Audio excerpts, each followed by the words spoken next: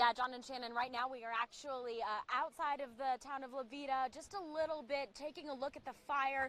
If I step out of the frame here, you can see exactly what we're looking at here. Obviously, the smoke being a huge issue right now. If you take a look closely, too, you can see planes making airdrops from above. We've actually been watching this for the last few minutes here. So far, we've counted 3 or 4 planes that have been making drops from above in this area right now. Also, I'm sure you can hear, too, the winds have begun to pick up. Take a look, too. It looks like the plane is about to kind of fly over us here, if we can get a shot of that while it's kind of going over. Definitely been seeing this take place throughout the last few minutes here. The firefight is becoming something that's obviously really big here as it gets closer and closer to the town of Levita. That being said, though, we've been talking to the people of Levita. Here's what they had to say.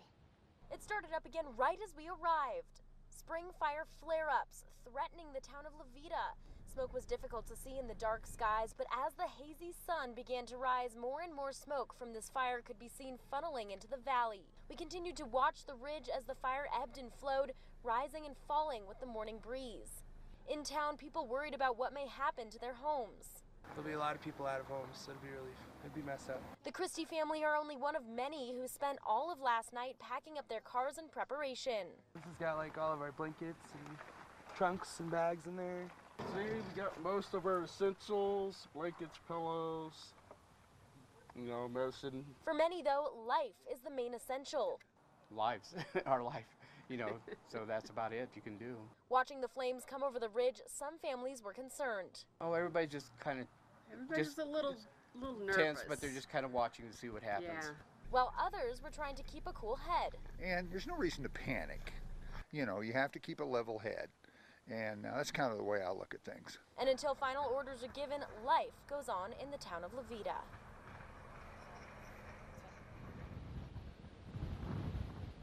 And the darker smoke actually behind me, too, is where we've been seeing flames pop up for the past few minutes. It was kind of ebbing and flowing, flaring a little bit just minutes ago. So something that we've been keeping an eye on, of course, as well as these airdrops and this wind that you can tell has really picked up here in the Levita area. Now, that being said, too, our own Casey Kirshner is at a press conference right now where we're hopefully getting some updated numbers, some updated acreage. So we'll make sure to bring you all that information. She'll be live here at 12:30, so make sure to stay right here on KRDO. For now, we are live in Levita. Danielle Fried, KRDO News Channel 13. And Danny, has it disturbed folks that they haven't been able to get a number of homes, a number of buildings that have been burned yet? That number seems to be elusive. Yeah, it's definitely disturbed a lot of people. If you guys kind of were watching yesterday during the press conference, people were getting a little frustrated. Even talking to people in town, we've been seeing a lot of people go up to sheriff's cars, police cars, state troopers, anybody, just asking, if there's any information that they can provide. So right now, yeah, any information is what really people, especially here in Levita, are looking for. Okay. Danny, we know that the Fort Garland Blanca Community Center has been set up as a shelter. And with fires like this, we often see accommodations made for animals, livestock. Have you heard any information on that? Yeah, definitely. Have also been hearing about places you can bring your livestock. Have also been hearing that the cart team might be brought in from Pueblo. We actually been talking to ranchers too, because right now, kind of at the outskirts of Levita where we are, there's a lot of ranch territory. They've been herding their cattle, making sure that all their animals are being taken to safe spots around town. So there are animal services in town that are taking care of some of those animals and making sure they're in safe places. Cart will probably be called in from Pueblo here pretty soon too. A slice of heaven lives right here off I-25 in Douglas County. Schweiger Ranch, equipped with the sounds of nature and plenty of wildlife, the perfect piece of land for an equally divine project. Is really important because it's going to be a community for young adults living with special needs. Elizabeth Matthews, the executive director for the ranch, agrees the ranch is the perfect home for a project of this magnitude. We love their passion and their vision. It very much works with our passion and our vision. These passionate people, Pat and Susan Mooney, the founders and organizers of Tall Tales Ranch, with a personal tie to the project. Susan and Pat's son Ross was diagnosed with a genetic disorder at 14. We realized that he was going to be living and needing a higher degree of support. When Ross was diagnosed and we were going through this, it's really about, trying to just understand. Plagued by troubling questions. The most pressing thing on our minds was, where is he going to live? The Moonies took tragedy and turned it into Tall Tales Ranch, a community center for people with disabilities. It's just changed the trajectory of our lives, but in such a positive way. And I think that's why we really felt like we want to do Tall Tales Ranch. And it's charity events like this one that'll help the Moonies break ground, but it's more than just about the money. And being able to come to an event like this and talk with people who have been in the same situation really brings me a sense of comfort and understanding.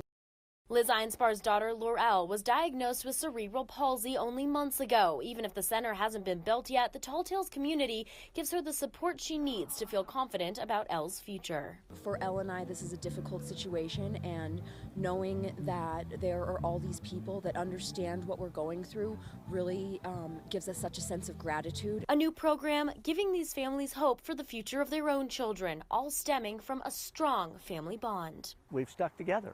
You know, that's really what we've tried to do. In Douglas County, Danny Fried, KRDO News Channel 13. Yeah, that's right, guys. We introduced you to Teresa Taylor the day after the spring fire started and reintroduced you to her and her family last week when she sent us a bunch of videos as she went back to her cabin to assess some of the damage. Today, we go back with her as the evacuations are lifted. The wind now gently blows the chimes on the Taylor's deck as Greg and Teresa look out onto their scorched landscape. This is all burnt. This whole area is burnt. The smell of smoke still lingers. It smells like burned. But amidst the blackened trees and ash-covered earth, the Taylor family cabin remains. The cabin didn't burn and all our neighbors because I prayed. This was our wood splitting pile.